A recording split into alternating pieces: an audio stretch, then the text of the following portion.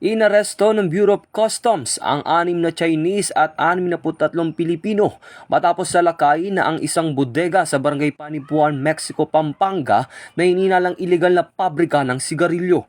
Ayon sa Bureau of Customs, 52 dito ang lalaki habang 11 naman ang babae ang nasa loob ng bodega nang isagawa ang operasyon. Lahat ay 69 na suspect ay isinuko sa PNP Criminal Investigation and Detection Group o CIDG.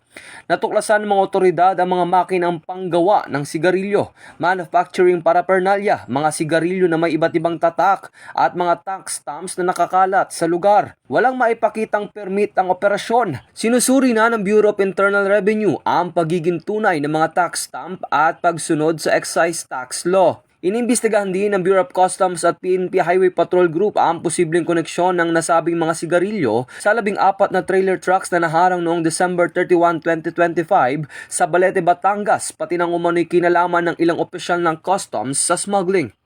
Ito ang bagong PNP para sa bagong Pilipinas, serbisyong mabilis, tapat at nararamdaman.